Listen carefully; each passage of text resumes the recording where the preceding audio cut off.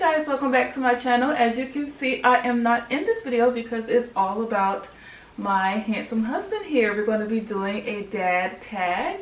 So I'm going to be asking him a series of questions and he's going to answer them for you guys. I hope you enjoy this video. Before we get into these questions, if you haven't already done so, go ahead and hit that red subscribe button and also hit that notification bell so you will never miss future uploads. So without further ado, how's it going, everybody? Dion. Alright, so first question. What was your initial reaction when I told you I was pregnant? With Junior. Let's say with Junior. Okay. And Bailey, different times. We got two of them, so I'll take them in turn. There's a bit of a story with Junior. Before Junior, we had two pregnancies. You did a video about this, or my wife did a video about this, talking about, having miscarriages before we actually had our son. And so I remember the first time before Junior, when you told me you were pregnant, it was in a card for my birthday. And the second time, of course, or that time I was kind of surprised, shocked, excited, scared, all that kind of stuff. Second time was kind of, we were more focused on getting pregnant. And then we, had a miscarriage then. So I think the third time with Junior, once again, it was excitement, yes, and I think it was exciting and kind of reassuring because, after the first two miscarriages, we were kind of thinking if there was something wrong or, we could get pregnant or whatnot. And so we had no problem getting pregnant. And so we were, relieved and, concerned still, and but grateful, excited. For Bailey, for those of you that don't know, Bailey, we got pregnant with Bailey when I was finishing up law school. So Bailey was a bit of a surprise, I guess. I mean, not a complete surprise, but excited still. But I have to admit, at that time, a little bit nervous because I'm finishing up law school. I think I had a job lined up, or maybe one or two options that I was still exploring. So, but I was still in school, wasn't working full time. So now I got two, or will have two kids. There was a lot of, when that happened, there was more nervousness that set in than with Junior, because we were in a whole different situation at the time. But still excited, and not, I would have been happy with another son, but when we found out it was a little girl, I was just over the moon. What were some of my cravings? Some of your cravings? Yes, when I was pregnant. Particular cravings with both of our kids, but one that was consistent through both.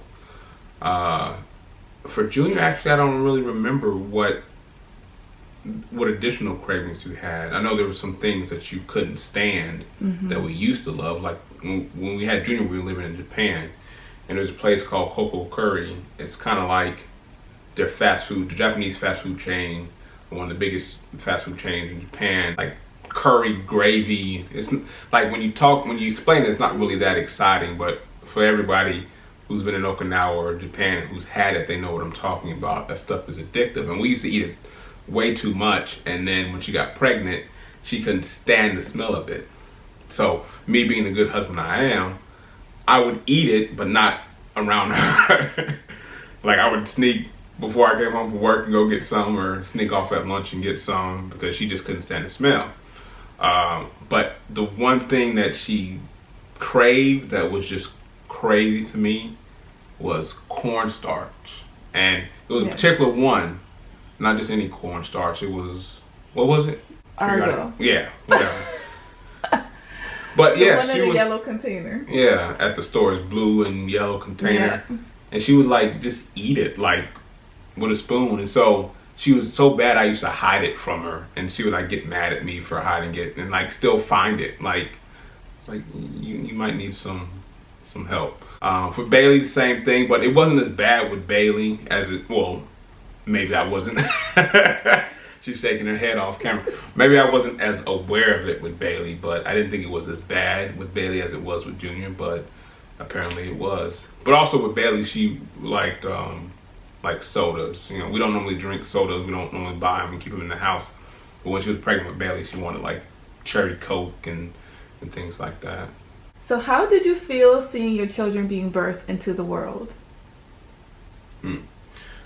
I was there for both of them, right there, like right there. Going into it, we did all the classes, like the mom's class, the prenatal birthing classes, and all that kind of stuff. And they'd make jokes about, Dad, if you pass out and all this. I was like, whatever. To me, it wasn't that bad. It just happened so quick. At least for me, not for them. Lannie probably tell you, like, I didn't take quick. That wasn't quick to me. They're coaching her. I'm holding her hand by her head, saying, "Go, baby, you push, baby. Oh, you're doing so great." Y'all, it's kind of like amazing to see, like, this going on, but it didn't gross me out or anything like that. And Junior, he came out, like, we made eye contact as soon as he came out, and like, it felt like he knew who I was and everything like that, and so that was really cool. Bailey, I just remember, like, she had like a lot of hair. It was like a giant fur ball. That's a good way to explain it. Like, Junior didn't cry first. Bailey was wailing and crying as soon as she came out, and that, like, if you know our two kids, that pretty much sums them up pretty well. But no, it was a great experience. Wouldn't miss it for the world. So any of you dads are out there that are maybe a little bit squeamish, suck it up. You can give any advice to another dad, what would it be? Any piece of advice. I mean, there's a lot. I mean, parenting is different for everybody. I don't claim to be the world's greatest dad. Don't tell my kids that. They think I am, and that's all that matters. You are. Thank you, baby. Just be present as much as possible in all the moments possible. I mean, everyone's gonna have, a busy life. You're out there working or working at home or doing whatever you do, trying to provide for them. And, you come home, you're tired, or, you have things that you want to do. You want to, do the things that are fun to you, to relax or go hang out with friends or do whatever. Just be present with them and find ways to incorporate, your family.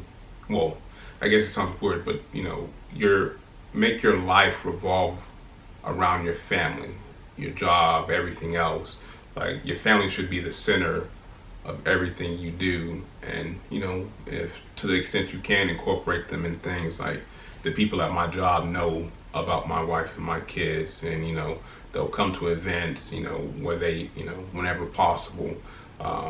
We do activities on the weekend together, working out, going to the park, and all those kind of things. It's just be present as much as you can. I mean, if you can't as much, I can't be as much as I want to. So I'm not saying that, that's a cure-all for everything, but I think if you make that effort and just try to be there as much as possible for your kids, whether you're, living with them, whether you're not living with them, if you have, those kind of difficulties. I mean, even if it's just a phone call, y'all live in different cities or something, like, just be present in their lives as much as possible. And I'm pretty sure by this, they might have some, get through the teenage years. When they get grown, they'll thank you for it, for that effort that you put forward. What valuable lesson did you learn from your dad? Shout out to Roderick, Rat Soup. He knows what that means. Hard work, I think, would probably be the biggest one. And, like, doing what you need to do to provide for your family. Those roll into each other, because I think growing up, I remember my dad always working hard. I remember specifically, I can't remember how old I was, but we used to drive to pick him up. And I remember, I guess he worked in like a freezer section of one of the, like the places where they load, big rig trucks and trailers, and he worked in the freezer section because he'd always have these like heavy coats and these pants on, and like you would be cold when he came to the car. And I was like, man, like, I'm pretty sure it was tough, like, doing that, working late, working multiple jobs and all that kind of stuff. So, but I really appreciated that. Particularly I appreciate it more so now because I understand and recognize what it takes to provide for a family. So, I mean, I couldn't have had a better example. Love you, Pop. What is the best thing about being a dad?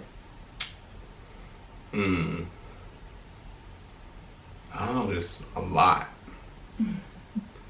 I don't know. I think I told my wife this story. I'll share it with you guys.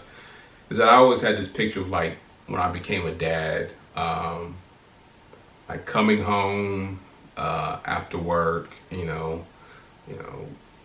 walk through the door, and the kids come running up to me, "Daddy, Daddy," and telling me about their day or whatnot, and I get that.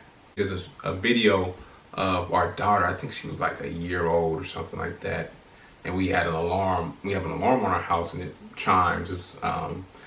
And so she heard the chime, and she started pedaling little feet, running towards the door, and like ran up to me. She sidestepped her brother and got to me, and like, I mean, you can't beat that. I mean, just the fact that they're happy to see me, happy to have me home, and you walk in the house and there's love there. I guess that's the best thing. What's the hardest thing about fatherhood? I think having a thought that you're messing up, and sometimes you only get one shot at things, and you can't go back and replace time that you've missed.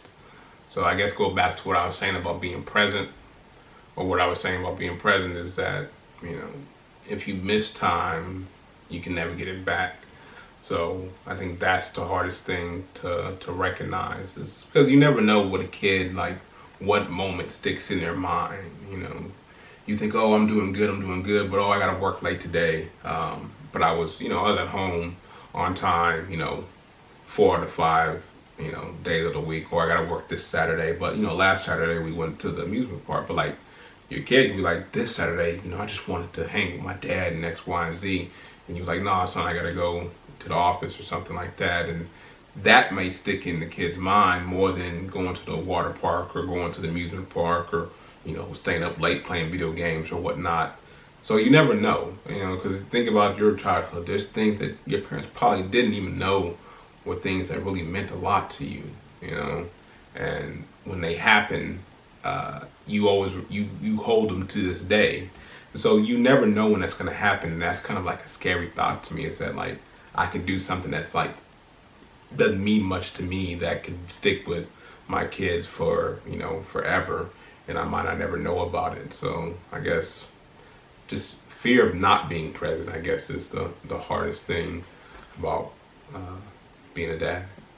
What's one thing you hope to teach Junior? Always believe that you're capable of anything. I mean, if you put God first, strive to be a good person, that you're unstoppable. And I think that for any parent, that's what your kid needs to hear, is that they are the most amazing thing in the world, and they can do anything and everything. And my job is to be here to make sure that he has every opportunity that he can get to be able to do whatever it is that his little heart desires. So, what is one thing you hope to teach Bailey? Same thing. I mean, that's my girl. She is unbelievable. Just that you're amazing, and always be amazing, and never be afraid to be you. And that'll be more than enough for anybody. And if it's not, All right, so that is all of the questions. What? Yes, you did good. Thank you. All right, thank you all for tuning in, subscribing, liking the video. Did a little daddy takeover for Father's Day. Shout out to all the amazing fathers out there, all the ones that I know personally, and all the ones who may watch this video. Keep doing what you're doing for your kids, for your family, for your community. We need more people, more men in this world that really take up that mantle and being a positive role model for people around them, whether it's your child or someone else's child. I still believe that it takes a village, and so we need to start instilling that in everyone. And thanks, and see you soon. Bye.